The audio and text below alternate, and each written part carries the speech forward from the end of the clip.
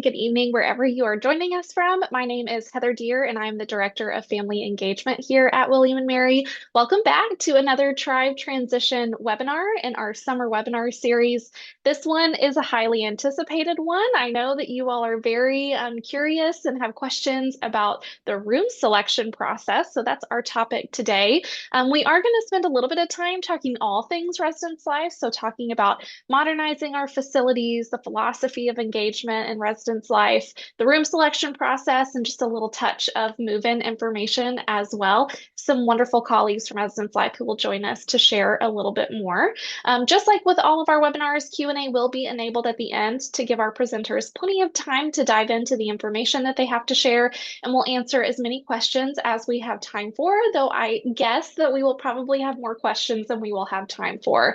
Just a reminder that we do have office hours every Tuesday at noon Eastern, every Thursday at 4 p.m. Eastern. So any of those questions that we don't get to, or if you want to dive more into the specifics, you can always join us for those office hours. The link is on our webinars page, but also in almost every email you've been receiving from Family Engagement so far this summer.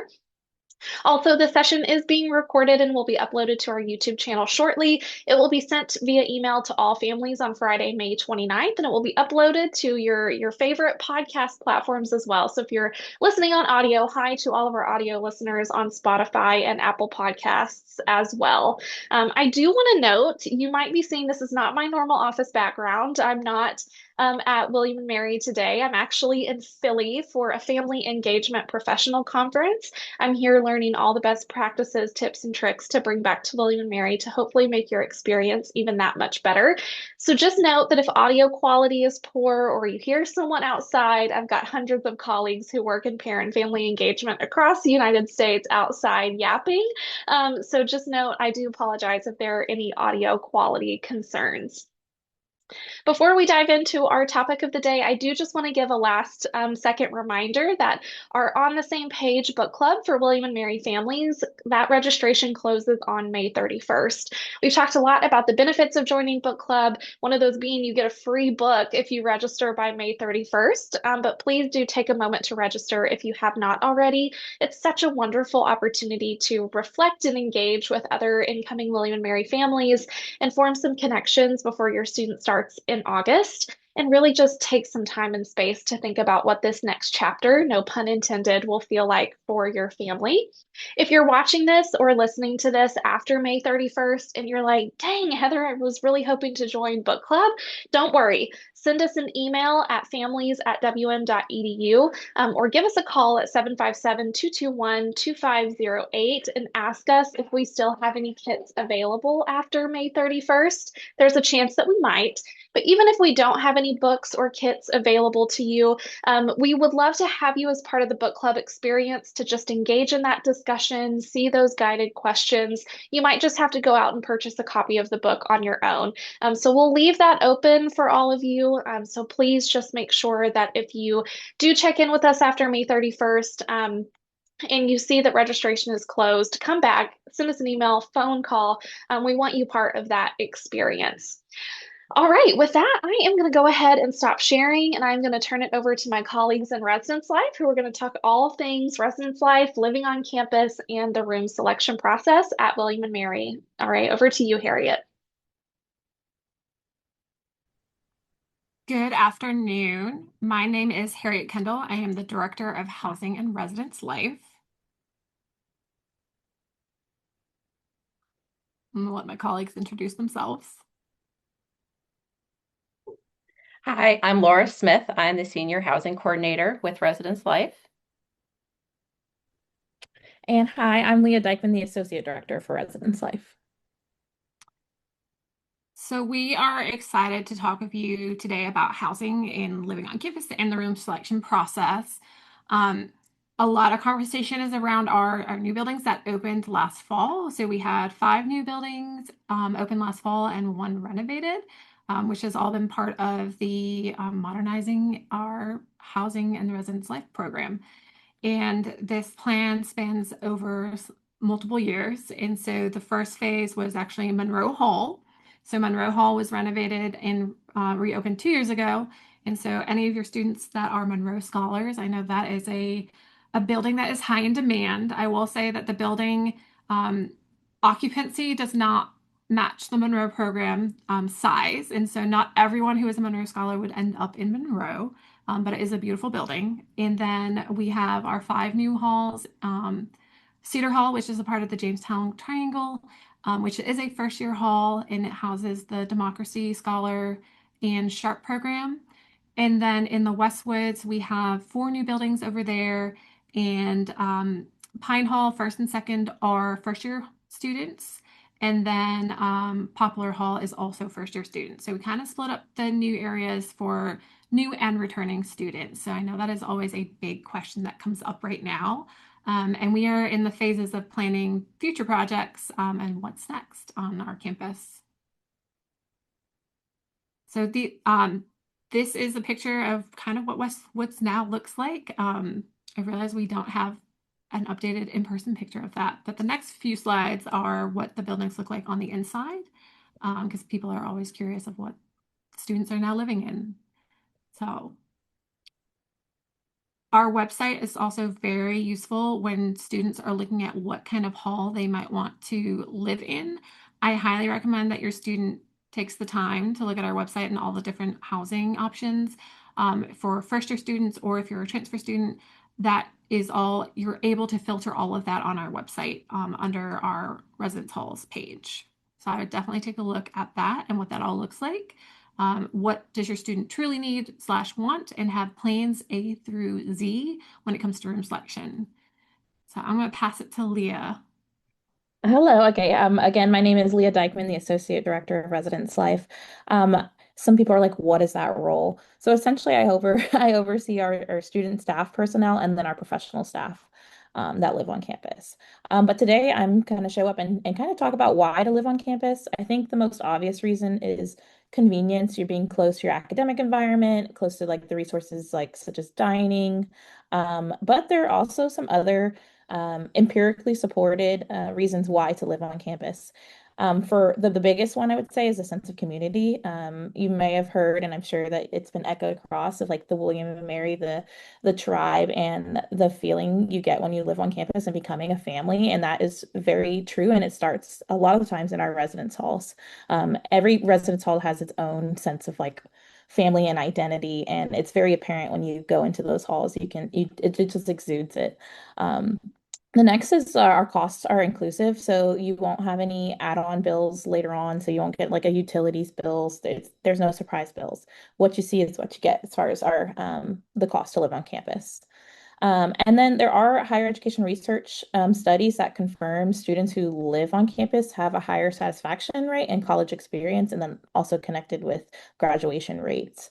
And then a stronger connection to faculty and then professional staff members on campus.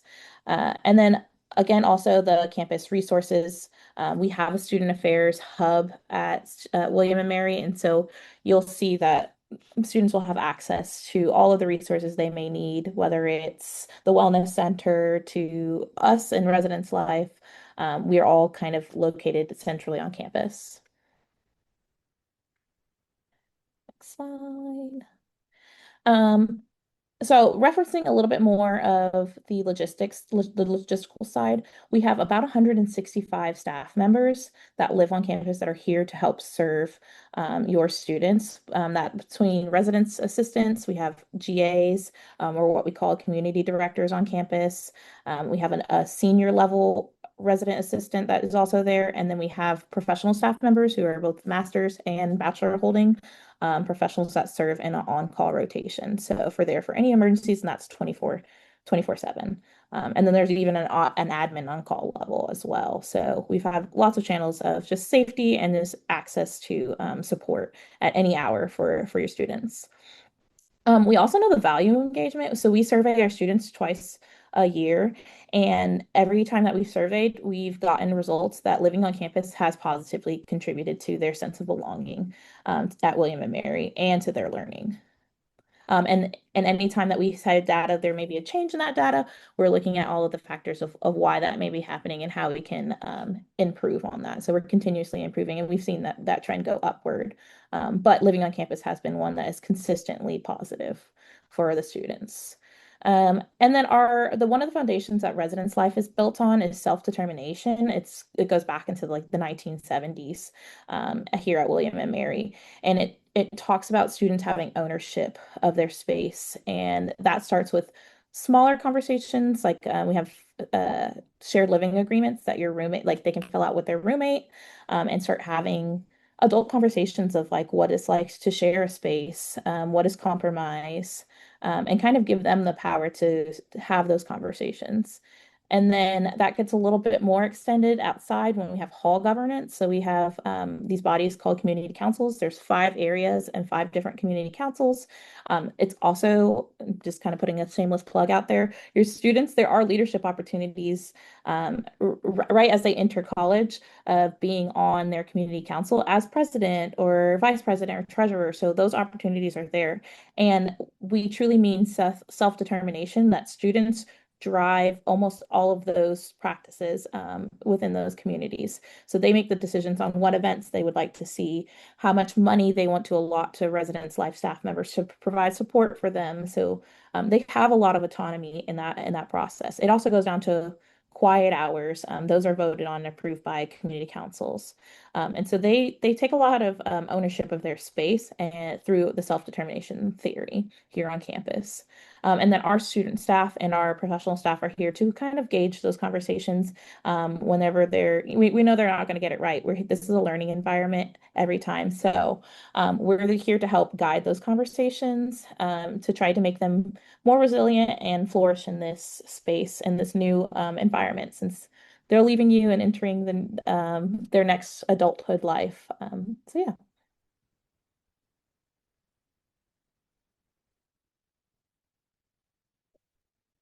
Thank you, Leah. My name is Laura Smith. I'm the Senior Housing Coordinator.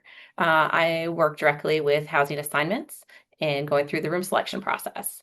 As a reminder, first-year students enrolled full-time are required to live on campus in housing during the first 2 years following high school graduation. So anybody who's graduating this year in 2026, they are required to live on campus this coming year and the following year. So new student room selection on the afternoon of June 11th, we will be emailing all new student room selection time slots to student William and Mary email accounts only. So be sure to keep an eye on those William and Mary email accounts that afternoon. Room selection itself starts on June 16th, and we start there with early room selection, which includes disability accommodations, religious accommodations, democracy scholars, Monroe scholars, and Sharp scholars. And then the next 2 days after that are our traditional room selection days.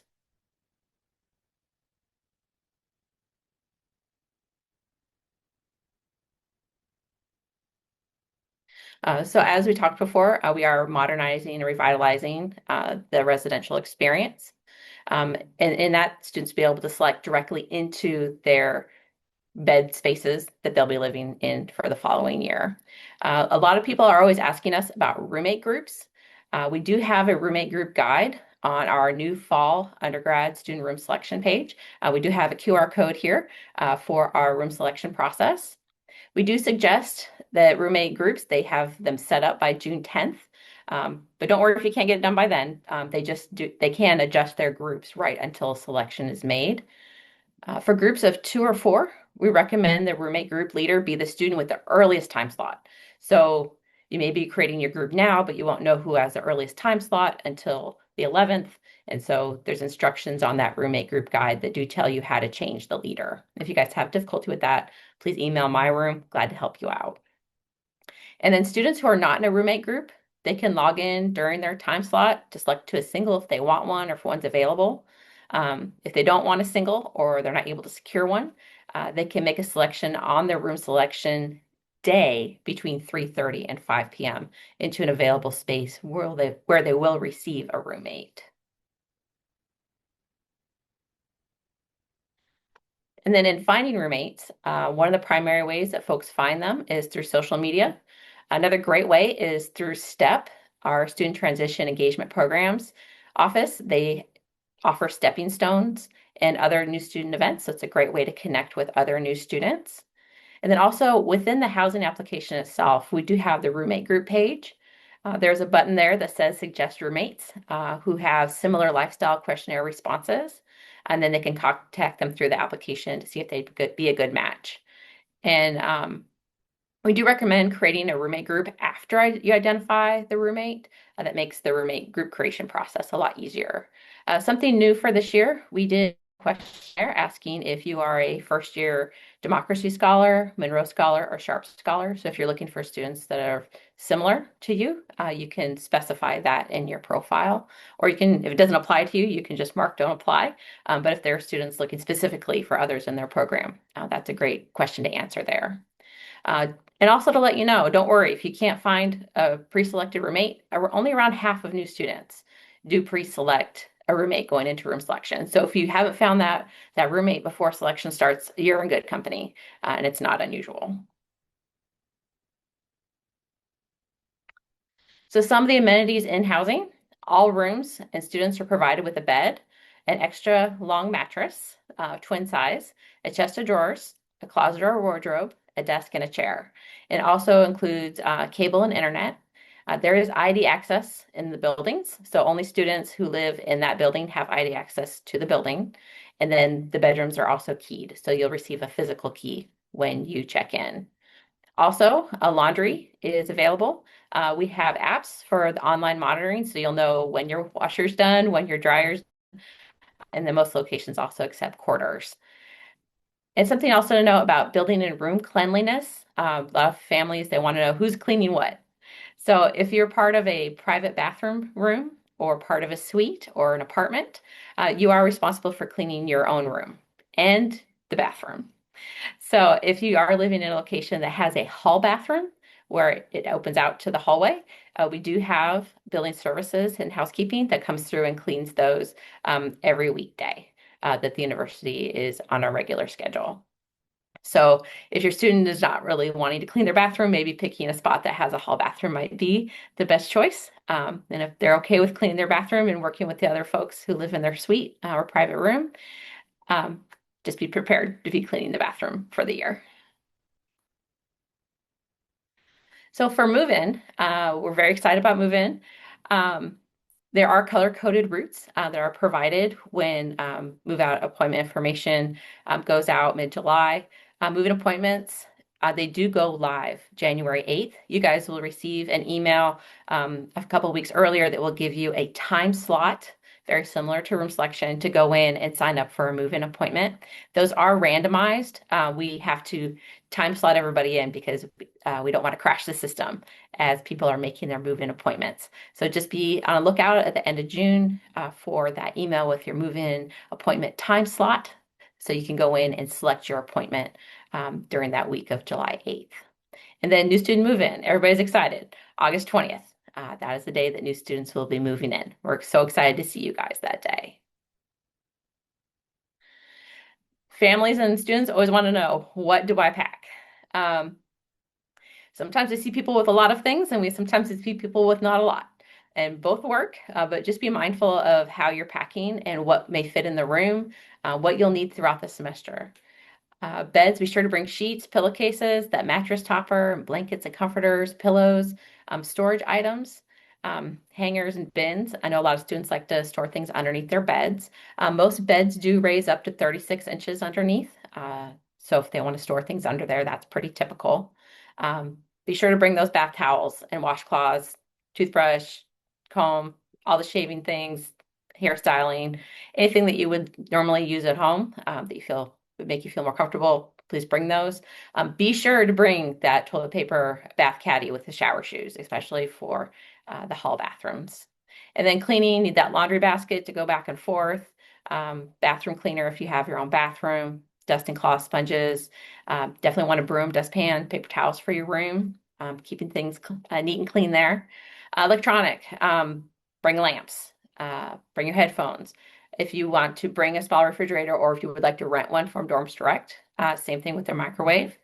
You have that option. In the housing application, there's an information page there for Dorms Direct for renting those refrigerators and microwaves.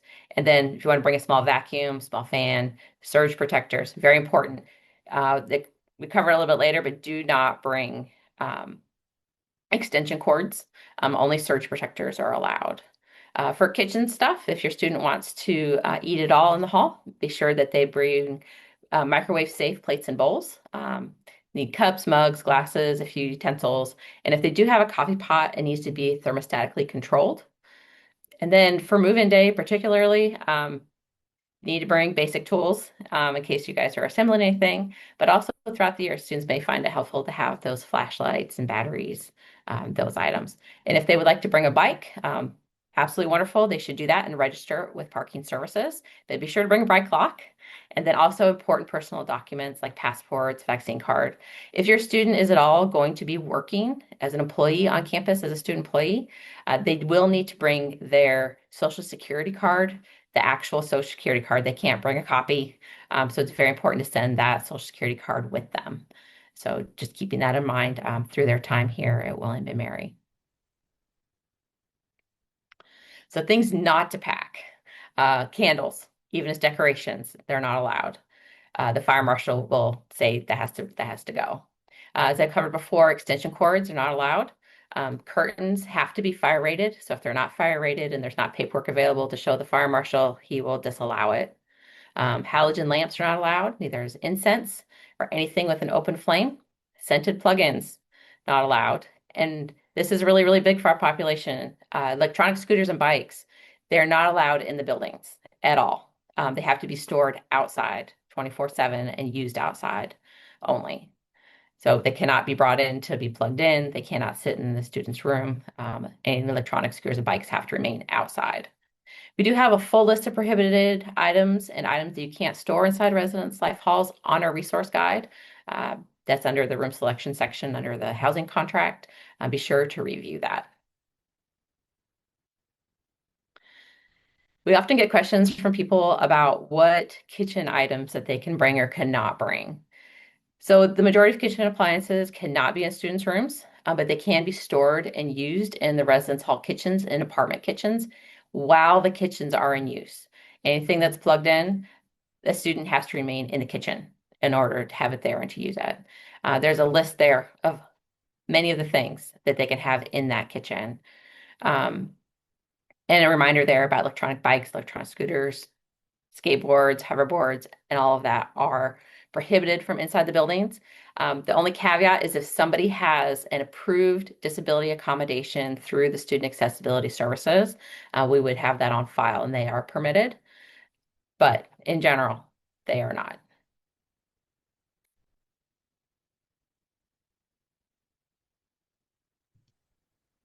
So Laura's walked us through a lot of room selection and then also what to pack or not pack when you get here with your student. And so after move-in, that Thursday orientation really kicks off right away for your student. And so I think just also being prepared that once you've moved them in, you kind of separate right away, which is daunting in a way because you're leaving your child for some of you maybe the first time or it's your first child going to college. And so just keeping that in mind that it really is a quick unload and get kind of settled in the room and then they're off. And so just being ready for that for yourselves. But also know that they're really in good hands. So once they've moved in, there is so many resources that Leah also touched on. So from our full-time area directors that live on campus to our senior RAs, to our community directors, to our resident assistants on every floor that your student is assigned to. And then also our orientation aides who are truly wonderful because they are the student leaders that really help your student transition from home to on campus and lead them through orientation. And so just keeping that in mind that there are so many resources that, yes, you feel like you're leaving your student alone, but in a lot of ways, they are not alone. There are so many staff resources that are truly available once you've unloaded the car. And including our full-time staff in our office, even in Heather's office. And so there's just a lot of staff. And so just keep that in mind as you unload and get ready to kind of go off. So next slide.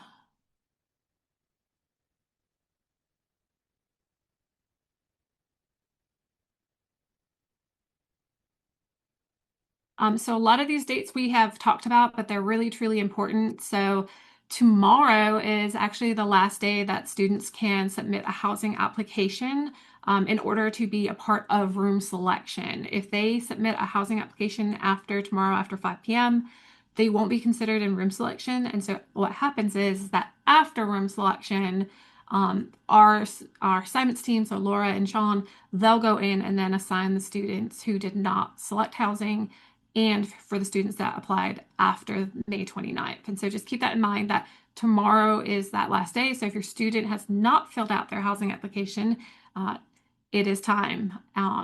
It does not impact how their lottery number will come out as long as they get a housing application in tomorrow by 5 p.m. And then the same for accommodations. To have that kind of first priority during room selection, make sure you have your documentation in, those requests in by end of day tomorrow. Again, part of that is so that our staff on our side can have time to review documentation, meet with students, do reach out. If for some reason between now and room selection, your student realizes that they need an accommodation, they absolutely can still submit for an accommodation. It just won't be during room selection that they get that accommodation. What would happen is that they would have to do a room change request. And if we got approval for an accommodation, it essentially moves them up as a priority to relocate to a room that meets that accommodation. So just keep that in mind that if you've not done it yet, tomorrow really is that kind of hard deadline to get priority ahead. If it's after, we'll work with your student, but it just might be a longer process for them. And then June 11th is when those emails will go out for room selection that afternoon. And so your students will then kind of reassess of like who is going to be the group leader for room selection and figuring those pieces out. And then room selection is the following week, the 16th through the 18th. July 8th is when move-in appointment signups go out. And so then that will allow you to kind of plan out when you're going to arrive to campus, how move-in is going to happen for you. I will stress right now, and we'll stress it again later on and through various once your student selects that move-in appointment time, that is their time to move in. And what that means is that you are entering the move-in check-in line at that time for your student to pick up their key. If you come earlier, you'll be turned away from the line. So just really stressing that piece too now. Again, we'll send out multiple reminders on how to move in. And then August 20th is the big day that we are welcoming you all to campus, students and families. And so we're really excited for that. It's kind of hard to believe because we just closed the halls and we're already in, let's get into opening mode. And so it's a little crazy for us right now. But we are excited for that. So I think that might be our last slide. Oh, our last slide is questions. And so questions, and then we're located in the Campus Living Center, 230 Gooch Drive, and we are here all summer. We do not close. We are here 8 to 5 every day, except for holidays. And so we do have students that walk in with random questions. And so just knowing that we're here and available. And then also for My Room at wm.edu, that is our primary account for anything housing, contract housing, room selection related. Living at wm.edu is more after move-in and if there's facility maintenance questions. So those are our slides. Wonderful. The Q&A is open, so families go ahead and start asking us some of those questions that you have. I know you have many. Thank you to Harriet, Leah, and Laura for giving us that overview. Families, we are going to have a very, very in-depth Know Before You Go move-in and orientation webinar later this summer. So I may prioritize some room selection and roommates and some of those logistical questions. So if you ask those questions and you don't hear me ask it, just know that it's because we have some really dedicated time later this summer to dive deep, deep, deep into that topic and all of the pro tips and timing and everything you need to know related to move-in. All right, I am going to go ahead and turn my attention to the Q&A. Let's see here. Okay, I'm just going to go through and see what questions we have. All right, if a student does not have a roommate but plans on using the questionnaire to find a roommate, can you talk a little bit more about that process and how the system works?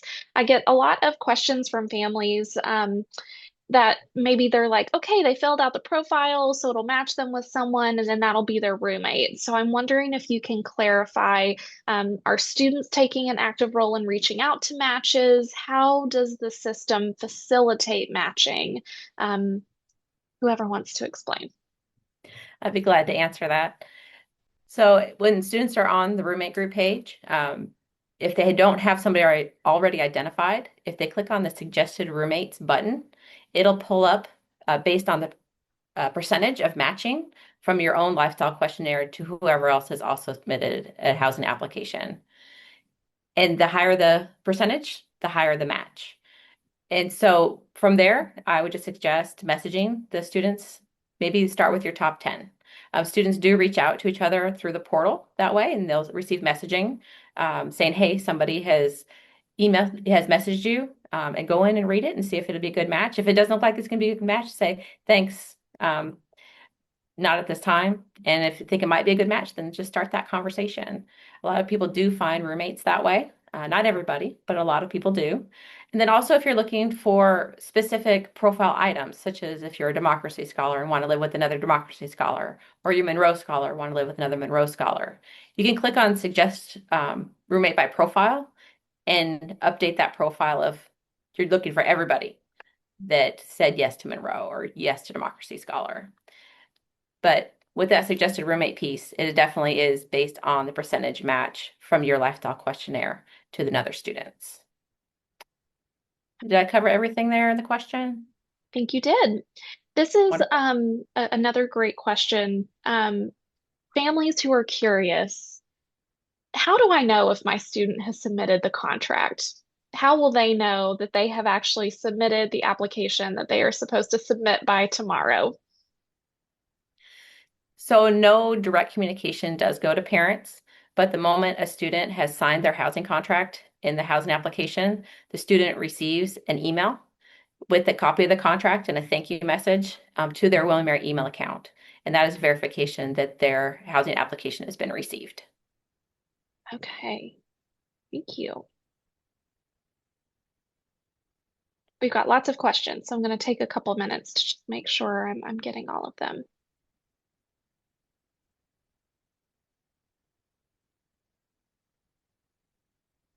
All right, and if they're running into any issues with the housing portal or submitting the application, myroom@wm.edu is the best email address. Is that correct? It is, and it's actually the quickest way to get a response. Some people do call in, but the most efficient way and quickest way for us to respond back is via myroom@wm.edu.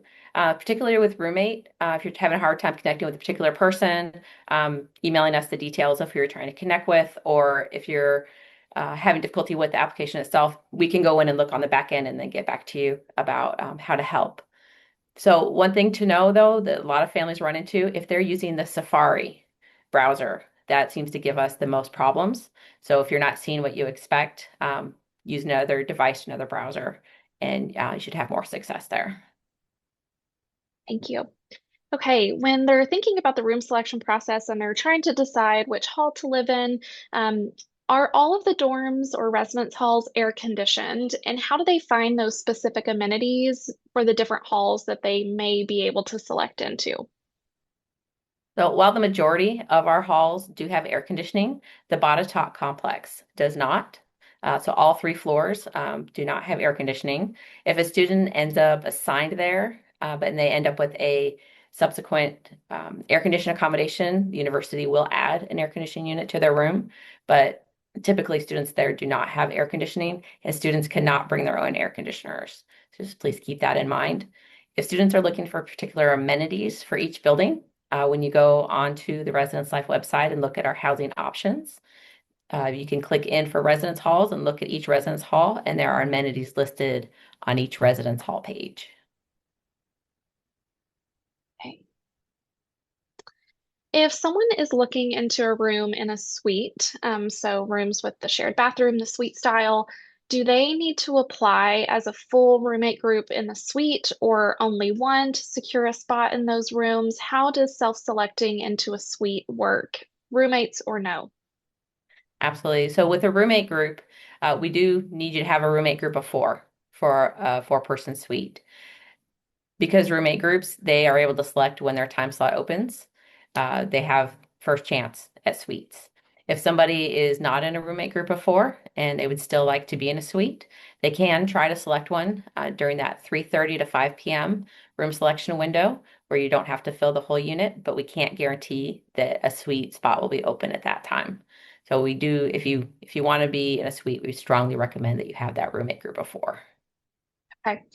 For any that are going in without a roommate group, are they able to self-select into a single during their time slot, or are they restricted to the after 3:30 p.m. Time slot? They can absolutely select into a single if one's available when their Mhm. own time slot opens. They don't have to wait for 3:30. Okay. What is the likelihood or what is the typical inventory of singles, just to give families an idea of what that realistically will look like when they go in on room selection? It will be extremely low. Honestly, the majority of singles do go to students with approved disability accommodations, and there's just a few left during traditional selection, and they will typically um, be taken in the first part of the day. Across campus, our singles inventory is, I believe it's less than 8% across campus. So just keeping that in mind for this year and for subsequent years. So if a suite group enters room selection and does not get a suite, what happens next? Do roommates split up? What's the typical process there? That's a great question. So students who have roommate groups of 4, they're not able to select into a suite that it's available, or they don't like the ones that are available. They would need to break up into 2 groups of 2. So you'll end up with 2 new roommate group leaders. And then those new roommate group leaders will make selections for their own group. Sometimes students are trying to also, if they can't get those suites, they want to be in a building near each other. So we do recommend that the roommate group leaders both be the person with the earliest time slot in each group, and then they'll go in during that second best time for roommate group leaders to try to select a space near each other. That doesn't always work, so it's always a gamble. But yeah, they'd have to split into 2 groups of 2 to not be in a suite. Okay. Something also to keep in mind, there are no 3-person units in first year housing. So having a roommate group of 3 could be super challenging. Trying to make a selection that would only be done between 3:30 and 5. And there's no guarantees that there'll be a space that has room for just 3. Good to know. Seen this question a couple times. It's all in the same vein of logistics and making sure we've got the box checked. Was there a separate deposit for the housing application or anything that families should have paid for the housing application? No, we do not operate with a housing deposit at all. That's for all the years here at William & Mary for both first year and for upperclassmen. So no deposit. Okay.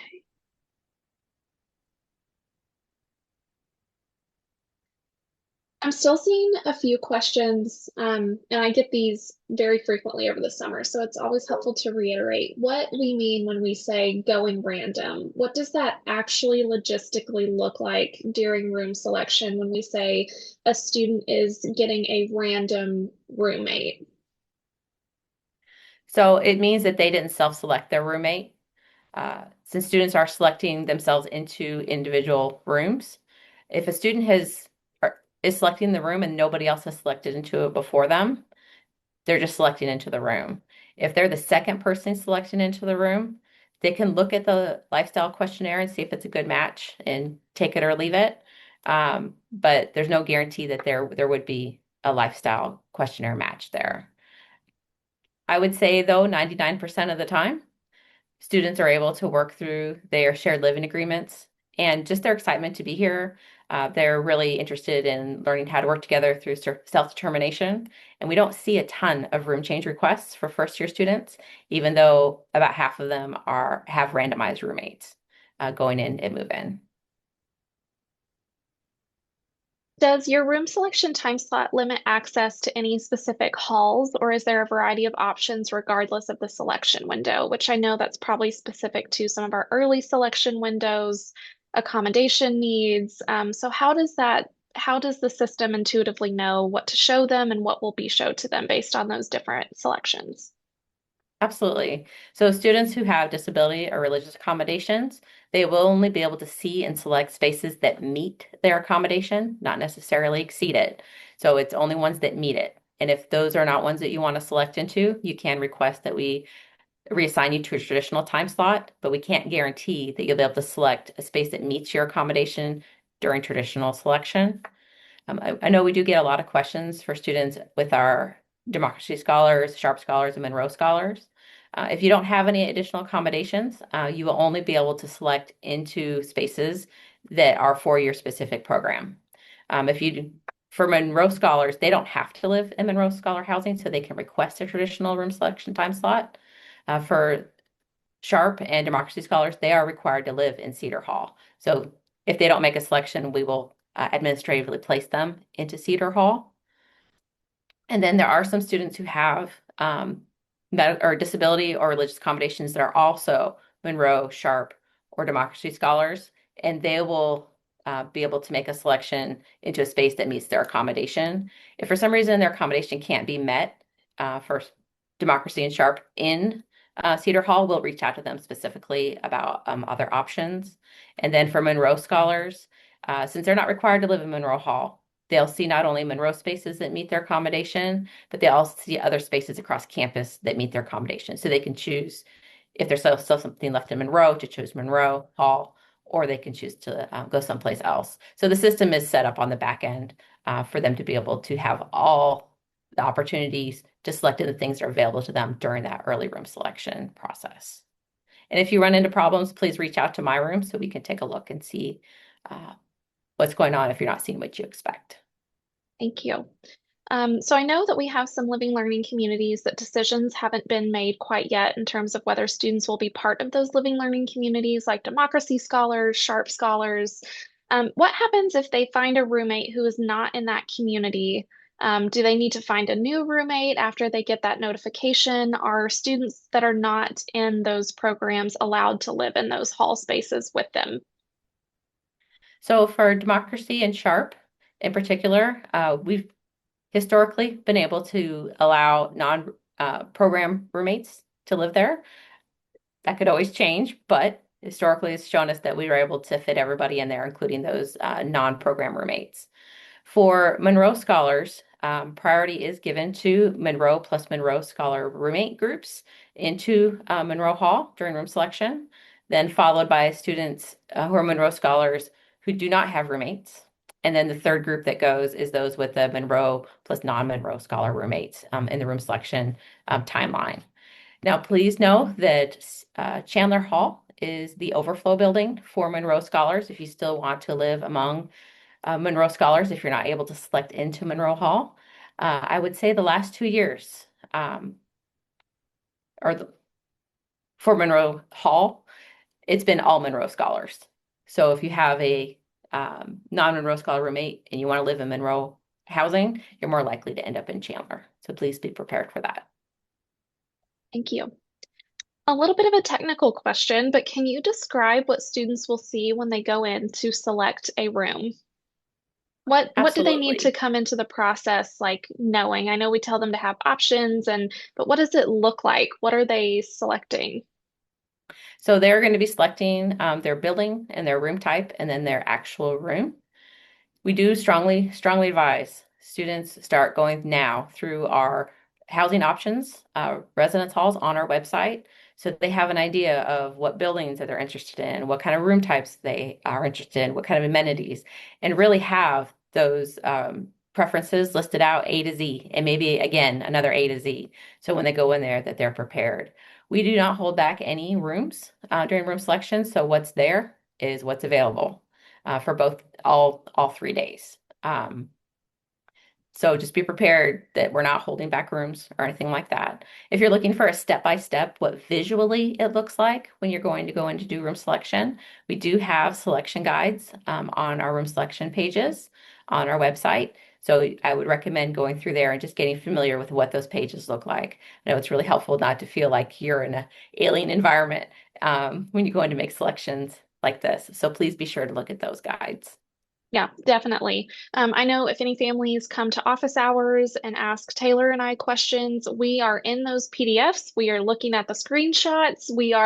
I can tell you, to suggest a roommate, it's in the roommate group guide on page 3 at the bottom. So I definitely recommend that you really spend some time with those extensive resources on the room selection page, you and your students, so that they're prepared and ready for when that time slot opens of what information they need to have on hand, what the screens are going to look like, what buttons they're going to press. Those guides really are that detailed. It'll just take a little bit of time to get familiar with that if they would prefer to walk in familiarized with the process. Um, can you explain a little bit more about single gendered versus gender inclusive housing? Are suites and rooms designated as single gendered versus gender inclusive before people select into the rooms? So they're actually not allocated to gender inclusive or single gendered. How we look at it, we have everything is open to all students, particularly if it's a suite bathroom or a hall bathroom, where it's just one person using the bathroom at a time. So locations that are single gender only are going to be places like Barrett that have a community bathroom that's one sex on the floor. So we have female floor at the bottom, male floor is the middle, and female floors on the top. And so those bathrooms only match the sex for those floors because multiple people are using those bathrooms at one time. And for an example where gender inclusive would be available would be in Lemon Hall, where there's a lot of bathrooms there that are suite style. And then there's also the hall bathroom ones where only one person uses the bathroom at a time. Now, if a student does want to do gender inclusive, that just means that them and their preferred roommates and or suite mates have all agreed that they would like to live together in a unit, and that's available to them, even if they're not all of the same sex.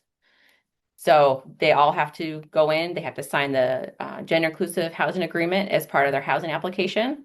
And then once that's all done, they'll be able to make a selection as space is available during room selection.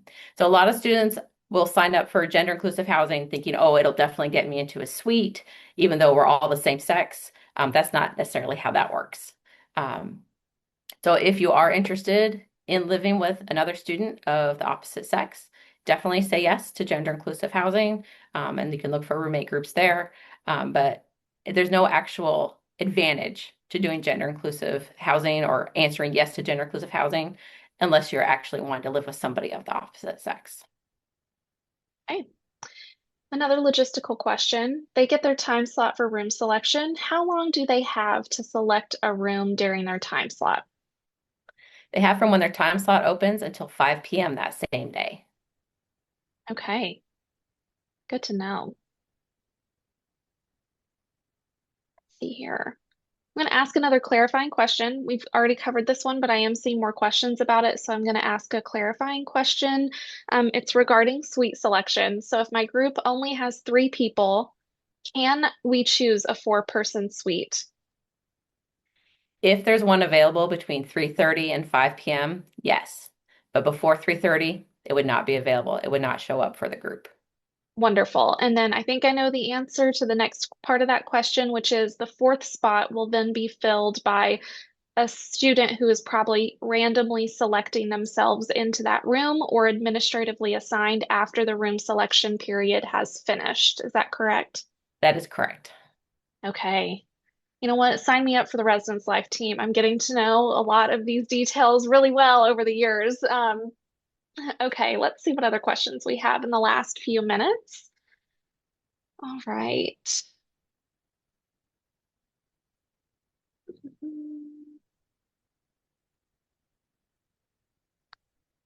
So for residence halls that do have are separated by sex by floor, is it clear which rooms you can choose when picking a room during the room selection process?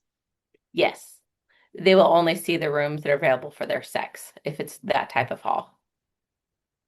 Okay. I saw this question earlier and I want to circle back to it. Do you have any tips or tricks for transfer students who are looking to live on campus and are participating in the room selection process? So I would really suggest that they lean into the stepping stones if they're looking for roommate groups. Just going through the actual room selection process, it's exactly the same as it is for first year students and also for returning students. This is the exact same process that we'll do again next spring for fall of 27. So it's a good introduction for that. But if you're looking for the roommate group piece in particular, I would definitely lean to those stepping stones and social media. But they will also only be able to select into upperclassmen spaces that are available. We do have first year students live separate from our upperclassmen. And so the upperclassmen options for transfer students could be across the board. It could be apartments, suites, just traditional rooms. It just depends on what's still available. We do hold back 100 bed spaces for transfer students. Right now with those numbers are trending very well for that. And often we have additional spaces. So we're excited to have our transfers apply and go through room selection with us. Definitely. Those STEP resources are wonderful for building connections. And I know some transfer students are already engaging in that way. Another logistical question, I'm peppering these in, are really nitty-gritty logistic questions. Do you recommend doing room selection on a desktop, laptop, or phone when students are actually logging on to do it? I would say all of them work. Just stay out of the Safari browser, and then you'll have the most likely of success. And sometimes it does help, though, to have a backup device. Say your phone's about to die or your laptop has been kind of glitchy. I would definitely just have a backup device available. And the Yeah. process itself on room selection day is very quick. Unless you're getting to the bottom of your preference list, you'll go in, you'll see what's available, you'll select on it, you'll place everybody, and you'll get to that confirmation page, confirm it, and see it on that last page, and you're done. The more prepared you are, the quicker the process will be for you on room selection day. Okay.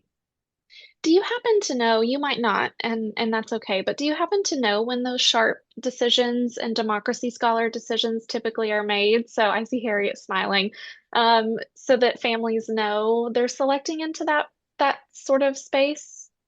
We don't have the exact date, but we will get it before room selection. So before you get your your time slot email, you'll already know if you're a Sharp, a Monroe, or a Democracy Scholar.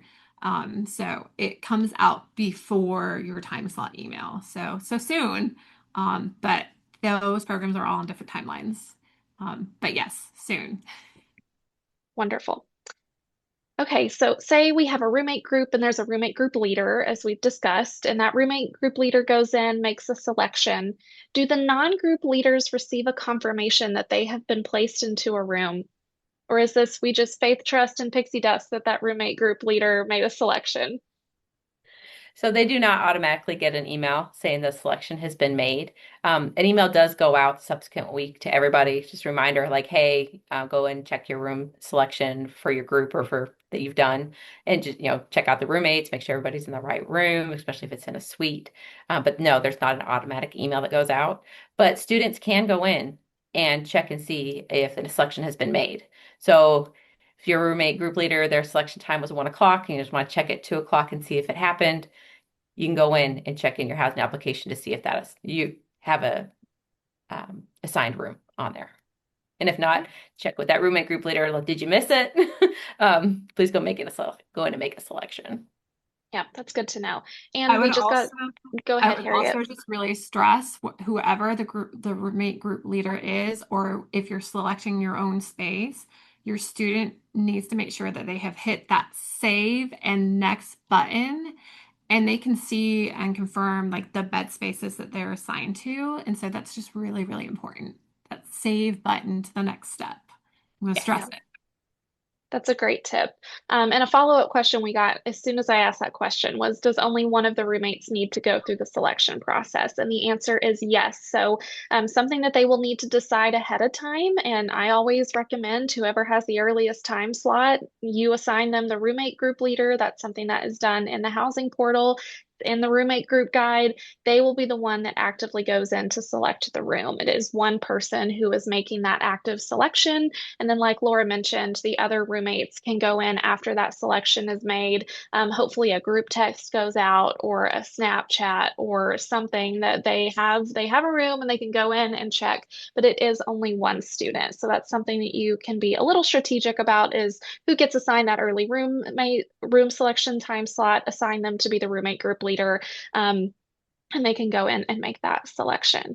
Okay, we only have 2 minutes and we have over 50 questions open. I know that this is a really hot topic and it's something that you are actively supporting your students through as they are wrapping up their exams and commencements and last formals and recitals and all the things. I know that you all are very busy supporting them through their busy end of high school. So I do just want to let you know every Tuesday at noon Eastern, every Thursday at 4 Eastern, myself and Taylor are on office hours. I'm relatively familiar with the entire process and I can send out SOS questions to my colleagues in campus living as I receive them. So you're always welcome to join us to ask any of these room selection process questions. We're happy to help you navigate. You can send us an email at families@wm.edu. We'll do our best to answer. Anything we can't answer, we'll send over to myroom@wm.edu. And of course, if your student wants to go direct to the source, if they're experiencing any issues with room selection or have any questions about room selection, encourage your student to send an email to myroom@wm.edu. This is a good opportunity for them to start sitting in the driver's seat, ask some of those questions that they have for themselves, so that you can support them from the passenger seat. This session was recorded. It will be uploaded shortly this afternoon. And of course, we will share this with via email with families on Friday, May 29th. And we will be talking more in depth about move-in later this summer. I know there were some move-in questions in there.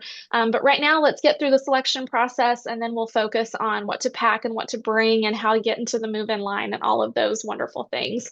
Thank you, Laura. Thank you, Harriet. Thank you, Leah. I know you just mentioned you just wrapped up closing and it's like, how are we talking about incoming students already and opening? But here we are.